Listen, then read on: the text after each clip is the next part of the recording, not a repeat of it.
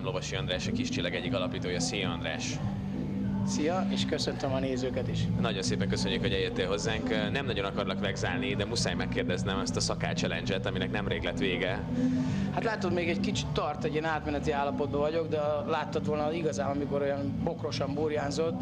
Hát sajnos harmadik lettem a szakálnövesztési versenyben, hogy a Kispál második időszakának a koncert turnéja elején a zenekar és a technikusi gárda szövetkezett arra, hogy egy ilyen szakálnövesztő versenyt rendezünk, és a Kispál turné utolsó napján, a Fishing on Orfű első napján megmérjük, és utána levágjuk. Na most én nem mertem megszabadulni tőle olyan gyorsan, most már úgy megszoktam, meg mindenki megszokta a környezetembe, hogy már eljön kicsit olyan álcázza az ember magát, tudod. De jól áll egyébként nagyon. Köszönöm, neked is. Köszönöm szépen, ez nekem nem burjánzott még el annyira, mint neked. És ki veszítette el a challenge-et, mert hogy az volt a fogadás tárgya, hogy aki elveszíti közületek, az főz a többieknek egy estét, Igen, természetesen én. Te veszítetted el, te lettél az utolsó. Igen. És mit főztél a többieknek, vagy meg volt már az esemény? Még választhatnak, mert még nem került sor az eseményre, mert azóta is folyamatos, hát ilyen mondjuk úgy, hogy fesztiválozásban vagy a fesztiválokra való készülésbe vagyok. Mert hogy egyébként azért választhatnak, mert nálatok egyébként a Kis Csillagban a kaja amúgy is egy ilyen elég nagy fétis. A Facebook oldalatokon hirdettetek is egy versenyt, hogy egy Kis Csillag szám ihletettségével kell főzni valamit egy rajongótoknak, és akkor a legjobb receptet azt megcsináljátok, és a parkba egy koncerten szétosztjátok. Hát szóval erről, de hogy ki lesz tehát hogy én mondtam a többieknek, hogy ez oké, hogy bevállaltuk, de hogy amikor éppen próbálni fogunk, mert ugye jövő héten lesz ez a koncert, és az utolsó 3 napban, mivel viszonylag sok vendég lesz, és egy csomó dalt egy picit azért át kell szabni rájuk, ezért mondom, hogy eközben még arra nem tudom, hogy lesz idő, hogy főzésbe is fogjunk, de meglátjuk. Majd legfeljebb éjszaka főzünk. Hát remélem, hogy összejön majd, és megkínáljátok a népeket jól kajával. Erre én is kíváncsi vagyok, hogy lesz különben, de a többiek annyira lelkesek voltak, mikor ezt kitalálták, hogy én mondtam, hogy hajrá. Hát hajrá, tényleg. És lesz ez a koncert, ahol meg, hogyha összejön végül, akkor ugye megkínáljátok a népet, mert hogy körülöttetek most a 10. születésnap miatt egy kicsit aktívabban forog az élet, mint általában szokott, nem? Hát igazából azt szokták mondani, hogy igen. Bocsánat, így kell belebeszélni. Szóval azt szokták mondani ilyenkor, hogy igen. Egyébként tényleg most az van, hogy egy picit úgy, ahogy a Kispál dolog lecsengett, rögtön elkezdtünk nagyon vadul próbálni, tehát most minden héten ilyen 3-4-5 nap, ahogy kijön, próbálunk, és kijövünk még addig egy új dallal, közben egy másikat is felvettünk, közben klipet csinálunk, szóval most így nagyon begyorsítottuk a zenekart, pont azért, mert ugye a Kispál idején, amikor arra 3-4 hónapra, amíg van Kispál, addig mindig egy picit takarékon van a szegény Kis Csillag zenekar. Jaj, szegénykém, de egyébként a 10. születésnap kapcsán, mert hogy most viszont nincs takarékon a Kis Csillag zenekar. Nem, azért mondom, hogy nagyon lelkesen dolgozunk. Hogy nem voltatok itt tegnap, voltak a 0. napján, mert hogy tegnap ilyen nagy szülinapi nap volt, hogy éppen évfordulós zenekarok, szülinapos zenekarok játszottak egymás után, és hát nektek is a 10. Igen, az a helyzet, hogy mire szóltak a szervezők, addigra már volt egy-két lekötött egyéb tevékenysége a zenekarnak. Az Ábel, a dobosunk, ő a Barabás Lőrinccel próbált, én a Budapest Bárra koncerteztem, és a Lecsó pedig valami hangfelvételt csinált éppen, úgyhogy hát el voltatok foglalva rendesen. Viszont most, hogy itt vagytok, azt figyeltem, hogy legalábbis az Ábel megpróbál minden lehetőséget kihasználni, hogy zenélhessen itt a Volt Fesztiválon, mert hogy előttetek az Ivan and the Parazol, illetve Ivan and the Parazol koncertre beáll dobolni. Ti maradtok most a mai koncert után a fesztiválon? Fítelni valakivel esetleg? Nem, én szerintem most csak nézünk koncerteket, és aztán mivel a barátnőm is sokat dolgozik a nyáron, én is sokat dolgozom, ezért most holnap nagyon gyorsan lemegyünk az Adriára egy ilyen 3 napra, és azt fogjuk mondani, hogy most nyaralunk, és gyorsan megpróbáljuk kinyaralni magunkat a nyárra, mert utána már nem nagyon lesz rá időnk. Tehát holnap már nem is vagy a Volt Fesztiválon? Nem. Ez nagyon ritka, mert általában így szoktam lenni a lányaimmal, de most ők sem lesznek, meg én sem, úgyhogy pedig fáj a szívem, de egyébként az a szerencse, hogy pont ezen a napon, amikor hajnali 1-2-ig megvan a programom, utána ágyba, bujás, és aztán reggel irány az Adria. És csak azért fáj szíved amúgy, mert lemaradsz olyan koncertekre, amiket megnéznél, vagy mondjuk vagy ha itt maradnál, az előző kérdésemre visszatérve, lenne olyan, akivel szívesen zenélnél itt a Volt Fesztiválon? Hát általában az érdekes módon tehát hogy az ritka azért, hogy az ember hirtelen fölugrik a színpadra, azért inkább előtte leszoktuk próbálni, hogy mit tudom, a színfalak mögött, hogyha valakinek eszébe jut, általában elő szokott fordulni, mit tudom, inkább azokkal a dalokkal fordul ez elő, amiben egyébként is közreműködtem, és akkor mit tudom én, utoljára például volt a Konyhámba című Heaven's It's Heaven dal, és akkor ők, mikor összeszaladunk, akkor mindig a Szűcs elkap, és figyelj, akkor megy a dal, és akkor mondom, hát figyelj, és akkor gyorsan akusztikus gitáron elpróbáljuk hátul, és akkor vagy megy, vagy nem megy. De mert amúgy az Ábel úgy tűnt elő, hogy nem próbáltak, vagy láthatólag, vagy szemmel láthatólag, vagy úgy tűnt, hogy nem próbáltak az Ivan and the Parazollal, mint szürke szamára kötből, csak így belében kb. A színpadra. Ebben majdnem biztos vagyok, de hát azért egy dobosnak egyszerűbb, mert tudod, ott nem kell meg eszébe jutni a szövegekkel. Ezek azok a kínos pillanatok, mikor állsz mondjuk 4-5 ezer emberrel szembe, és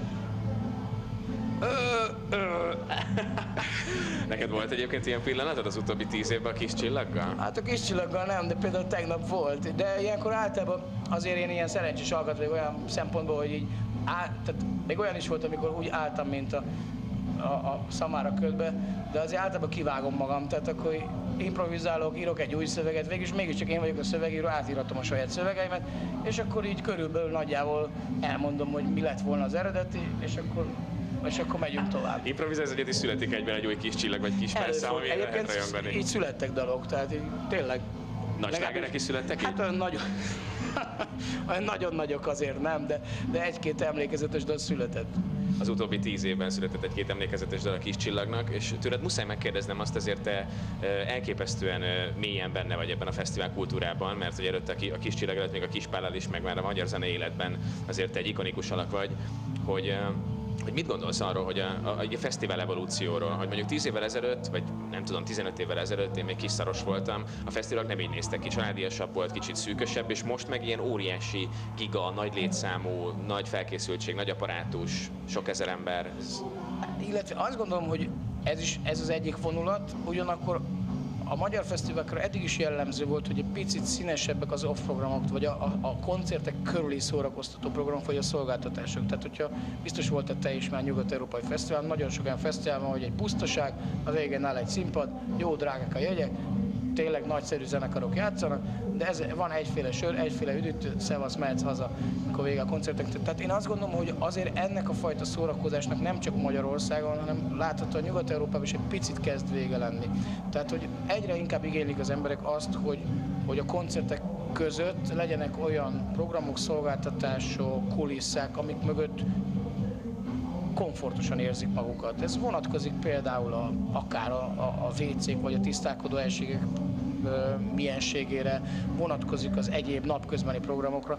Szóval én szerintem egy ilyen komplex szolgáltató hét felé mennek el a fesztiválok, amellett, hogy persze nagyon helyesen azért a koncerteken van a fő hangsúly, de egyre fontosabb lesz az, hogy milyen kulisszák között zajlanak ezek a koncertek. De neked szimpatikus ez a fajta átalakulás, mint ilyen ős rocker? Igen. Nekem alapvetően igen, mert én tudod, azért öregszem. Tehát mondjuk az nem volt szimpatikus például, amikor 2 vagy 3 évvel ezelőtt álltam a Volton, és mondtam is a Norbéknak, a szervezőknek, hogy engem nagyon idegesít az, de ez csak azért van biztos, mert tényleg most már ilyen középkorú bácsi vagyok, és 5 vagy 6 helyről tud egyszerre szól ugyanaz vagy nem úgy, pont nem ugyanaz, hanem 5 féle zene, és az nagyon idegesít egy idő után. De például ez szerintem egy nagyszerű dolog most, nekünk zenészeknek biztos, hogy nagyszerű az, hogy váltják egymást a koncertek. Tehát van 2 nagy színpad, amikor az egyiken véget ér a koncert, 5-10 perc múlva kezdődik a másikon. Nekünk ez azért jó, mert amúgy 20-30 percünk van egy teljes színpadi felszerelés fölpakolására, hangbeállásra, és sosem szólnak úgy a koncertek, ahogy igazán kellenének. Természetesen van, amikor elsül a hangmérnök keze, van, amikor nem, de így, hogy nyugodtabban készülünk fel, egy picit szerintem a koncerteken is látszik, hogy az ember magabiztosabban áll a színpadra, hiszen azt fog szólni, amit szeretne, mert van rá időnk. És a közönségnek is szerintem nagyon jó az, hogy ahogy vége az egyiknek, kezdődik rögtön a másik. Szóval szerintem ez egy nagyon jó újítás például itt, meg az, hogy végre egy csomó erről nem szól egy térre ugyanaz a zene. Vagy másfajta zene, Másfajta zene, és nem zavar meg. Aha, értem. És neked, mint hogyha mondjuk most végeztetek zenészként, akkor te most még erre az egy napra, amíg még itt vagy, el tudsz vegyülni, konkrétan mik azok a koncertek, amiket szeretnél megnézni itt a bolton? Hát mindenki belenézik a Quimbybe, mert utoljára a Kispállal láttam, már a Kispállal közös koncertünkön láttam őket Amsterdamba, meg Bécsbe, és most megnézem, hogy mennyit változtattak a nyárra a műsoron, hogy belenézek, aztán természetesen Slash az kötelező program, aztán utána, amerre sodor a szél, szerintem elmegyünk a Borfaluba, még egy kicsit körbenézzünk, ott valamit kajálunk is valószínűleg. Hát aztán, hogy nézegettem a programot, olyan 1-2-ig megvan már, hogy nagyjából mit fogunk csinálni. És ilyenkor egyébként mondjuk egy Slash koncerten neked zenészként megvan az attitűdöd, hogy azt mondod, hogy figyelj, én úgyis megtehetem, fölmegyek a színpadra, a backstage-be, és onnan nézem, vagy elvegyülsz a tömegben, és tombolsz velük. Nem minden nyugati produkció enged föl a színpad oldalába, és akkor, ha hátulról nézed, ott már csomó mindent nem látsz, vagy az nem annyira érdekes, akkor már érdemes előről nézni. Oldalról egy csomó titkot el lehet lesni, technikai trükköket, milyen felszereléseket használnak, stb. Illetve nyilván lehet azt látni, hogy milyen attitűddel játszik a zenekar, szóval az tanulási szempontból is jó, és nagyon sok olyan zenekar van szerencsére, akik ilyen fesztiválokon fölengednek bennünket, úgyhogy néha föl szoktam menni oldalról, és majd kiderül, hogy a Slashnél föl lehet menni, kíváncsi vagyok rá egyébként, hogy milyen, majd meglátjuk, ha nem, akkor meg természetesen én is megyek előről nézni a koncertet. Beászpóbózni a fiatalok általában közé. meg szoktam nézni, tehát amikor oldalt vagyok, akkor is ki szoktam menni, hogyha kíváncsi vagyok arról, hogy néz ki az egész, milyen a vizuál, stb. És egyébként még azt áruld el nekem így a végére, hogy milyen kis csillagnak a következő, ha kipihented magad így a nyáron, a Budapest Park koncert után. Hát igazából ez még azért korai beszélni, most van egy nagylemeznyi anyag, de nem biztos, hogy ebbe a hagyományos nagylemez dologba gondolkodunk, hanem azért mondom, még korairól beszélni, szóval valami olyasmi produkciót szeretnék csinálni, ami egy picit színház, egy picit irodalom, egy picit zene, és erre az új lemezre épül. De még egy picit korai erről még beszélnem, mert most még csak így nagyon Nem akarod arra festeni az ördögöt? Vagy? Igen, meg aztán később kiderül, hogy lesz belőle egy sima lemez, és akkor mit mond, magyaráztam Majd olyan nagy magyarázom a bizonyítványom. Hát András, én drukkolok, hogy összejön úgy, ahogy szeretnéd, ne is beszéljünk róla, ne lőjük el a nagy dolgokat még. Hajrá, és köszönöm, hogy itt voltál velem. Én is köszönöm, hogy itt lehettem. Köszi. És van egy tánc,